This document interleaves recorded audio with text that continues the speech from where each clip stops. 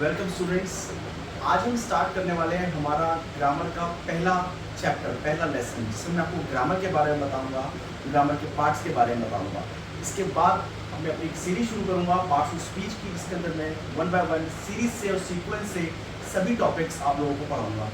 I hope आप लोगों को पसंद आएगा। प्लीज़ लाइक, सब्सक्राइब, कमेंट करिएगा। तो सबसे पहले बात करते हैं ग्रामर के बारे में। ग्रामर क्या है?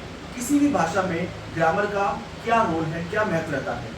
Grammar is a set of rules that govern a language. यानी कि ग्रामर एक रूल्स का बना हुआ एक सेट है, एक पूरा ग्रुप है जिसको जो लैंग्वेज को चलाता है, लैंग्वेज को गवर्न करता है। गवर्न का मतलब लैंग्वेज को चलाना। कोई भी लैंग्वेज जो है वो उस भाषा के व्याकरण पर निर्भर है। उसकी व्याकरण कैसी है, जैसे इंग्लिश की है, हिंदी की है, और भी लैंग्वेजेस की होती है। यहाँ बात कर रहे हैं इंग्लिश ग्रामर के बारे में। तो grammar is set of rules that govern a language. तो ग्रामर के ये डेफिनेशन हो गई।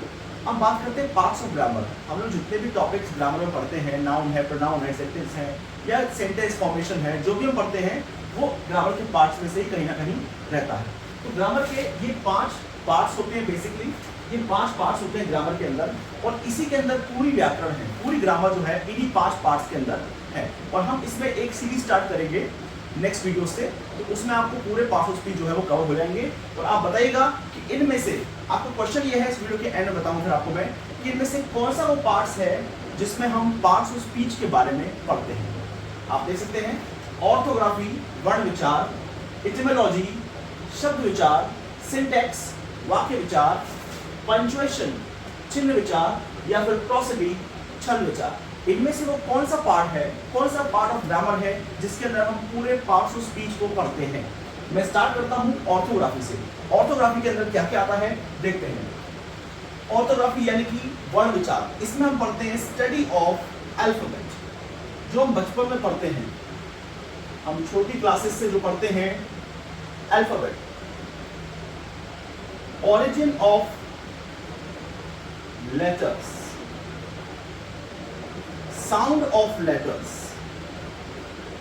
Sound of letters. और इसके अलावा हम इसमें स्पेलिंग के रूल्स भी पढ़ते हैं। स्पेलिंग रूल्स, लेटर्स के कॉम्बिनेशन से स्पेलिंग के रूल्स भी हम इसी में पढ़ते हैं। तो अल्फाबेट, ऑरिजिन ऑफ लेटर्स यानी कि शब्द की, अक्षर की, शब्द नहीं, अक्षर की उत्पत्ति, अक्षर की ध्वनि या साउंड यानी ध्वनि, और स्पेलिंग रूल्स, ये सब हम स्टडी करते हैं ऑर्थोग्राफी में। और बचपन से जो हम पढ़ते आ रहे हैं, छोटी क्लास से, नर्सरी से, एलकेजी यूकेजी से हम ऑर्थोग्राफी पढ़ते हैं। बच्चों को सबसे पहले अल्फाबेट सिखाया जाता है। अल्फाबेट में वो लेटर्स को देखता है, हालांकि डिटेल में नहीं बताया जाता कि ऑरिजिन ऑफ लेटर्स कहाँ से है, इस लैंग्वेज की ऑरिजिन लेटर्स कहाँ से आए हैं। ये सब स्टडी जो है ऑर्थोग्राफी में होती है। इसके बाद अगला आता है इटिमोलॉजी, यानी कि शब्द विचार। जैसे कि नाम से क्लियर हो रहा है, शब्द विचार। इसमें वर्ड्स के बारे में आएगा। इसमें हम पढ़ेंगे ऑरिजिन ऑफ वर्ड्स। बहुत इंपॉर्टेंट टॉपिक है ये, यानी कि शब्द की उत्पत्ति कहाँ से हुई है, ऑरिजिन ऑफ वर्ड्स, या फिर वर्ड्स की चेंजेस, जिसे हम कहते हैं हिस्टोरिकल डेवलपमेंट, है ना, हिस्टोरिकल डेवलपमेंट ऑफ वर्ड्स। कुछ वर्ड्स का हिस्टोरिकल डेवलपमेंट होता है, मतलब ऐतिहासिक रूप में वो वर्ड किसी वर्ड से लिया गया होता है, उस वर्ड से डिराइव करके उसको हम इंग्लिश में यूज करते हैं, तो उसमें कुछ स्पेलिंग में चेंजेस हो जाते हैं, उसे हम कहते हैं हिस्टोरिकल डेवलपमेंट ऑफ वर्ड्स। इसके बाद है उन वर्ड्स का usage, usage of words and niceties. Niceties क्या होता है? नाइसिटीज मतलब होता है कोई भी डिस्क्रिप्शन, किसी वर्ड के बारे में उसकी डेफिनेशन, उसका डिस्क्रिप्शन, उसका रूट, ये सब नाइसिटीज के अंदर होता है। तो ये सारी बातें हम पढ़ते हैं इटिमोलॉजी में। उसके बाद अगला है सिंटैक्स, यानी कि वाक्य विचार। जैसा कि ये नाम से ही क्लियर हो रहा है, वाक्य विचार, यानी कि इसमें हम वाक्य के बारे में बात करेंगे। इसमें हम पढ़ेंगे putting words together in order to form, क्या बनाते हैं? सिंटेक्स वो चीज है जिससे हमारा सेंटेंस कंप्लीट होता है। हम एक पूरा सेंटेंस जो बनाते हैं या फ्रेज बनाते हैं, क्लॉज बनाते हैं, वो सिंटेक्स के अंदर ही पढ़ा जाता है। टू फॉर्म फ्रेज, क्लॉज और सेंटेंस। ये तीनों चीजें हम इस तीनों को कैसे यूज करना होता है ये हम सिंटैक्स के अंदर पढ़ते हैं, फ्रेजेस, क्लॉजेस और सेंटेंसेस। इसके बाद पंक्चुएशन, ये आपको शायद पता होगा सभी को, चिन्ह विचार, यानी कि इसमें हम पढ़ते हैं स्टडी ऑफ सिंबल्स, साइन, जो पंक्चुएशन मार्क्स होते हैं, स्टडी ऑफ पंक्चुएशन मार्क्स।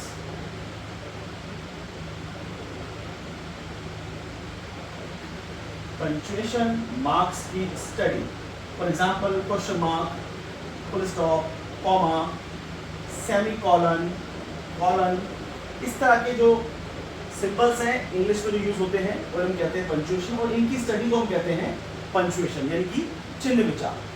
और सबसे लास्ट में आता है प्रोसिडी, छंद विचार। तो हम इसमें क्या पढ़ते हैं? इसमें पढ़ते हैं रिदम, हम इसमें पढ़ते हैं ट्यून, हम इसमें पढ़ सकते हैं इंटोनेशन, और हम इसमें पढ़ते हैं वर्सिफिकेशन। रिदम का मतलब क्या हुआ? रिदम का मतलब हुआ कि सेंटेंस का ताल, मतलब कि जो हम सेंटेंस बना रहे हैं उसमें जो पार्ट्स ऑफ स्पीच यूज हुई है वो प्रॉपर है कि नहीं। जहां पर नाउन की जरूरत है वहां नाउन होनी चाहिए, जहां एडजेक्टिव की रिक्वायरमेंट है वहां पर एडजेक्टिव की फॉर्म होनी चाहिए, जहां वर्ब चाहिए वहां वर्ब होनी चाहिए। इसे हम कहते हैं रिदम। और उसका प्रॉपर यूज करना उसकी ट्यून कहलाता है कि मैं एक सेंटेंस बोल रहा हूँ जिसमें जहां मुझे नाउन लगानी चाहिए वहां मैं एडजेक्टिव बोल रहा हूँ तो सेंटेंस की ट्यून बिगड़ जाएगी। रिदम किसी को कहते हैं कि सेंटेंस रिदम में है कि नहीं। इसके बाद आता है इंटोनेशन। इंटोनेशन का मतलब होता है rise and fall of the pitch. Pitch का मतलब हम जिस तरह से बोल रहे हैं बात को कहने का लहजा, स्पीक को कहने का लहजा।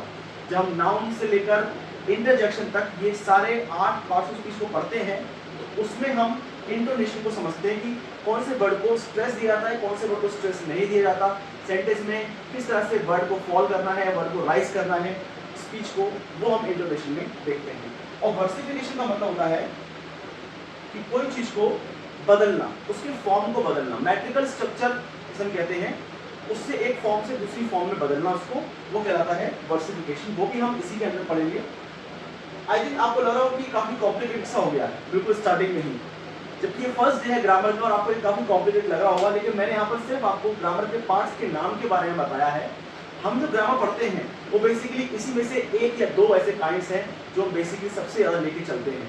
मैंने आपको वीडियो की स्टार्टिंग में क्वेश्चन पूछा था कि इनमें से कौन सा वो पार्ट्स ऑफ ग्रामर है जिसके अंदर हम पार्ट्स ऑफ स्पीच के बारे में पढ़ते हैं। तो आपका आंसर रेडी है तो मैं भी आपको बता देता हूँ कि हम प्रोसिडी के अंदर भी यानी कि छंद विचार के अंदर भी पार्ट्स ऑफ स्पीच पढ़ते हैं, जो इसी के अंदर रहता है पार्ट्स ऑफ स्पीच, जो कि 8 होते हैं। और इन्हीं को हम अपनी अगली वीडियो में स्टार्ट करने वाले हैं डिटेल में। तो हर एक सीक्वेंस से हम चलते जाएंगे, जो भी इसमें सीक्वेंस में रहता है, noun, pronoun, adjective, adverb and so on, वो सब हम इसके अंदर पढ़ने वाले हैं। तो हम अगली वीडियो में मिलते हैं प्रोसिडी को लेकर, जिसके अंदर हम पढ़ेंगे पार्ट्स ऑफ स्पीच के बारे में। Thank you.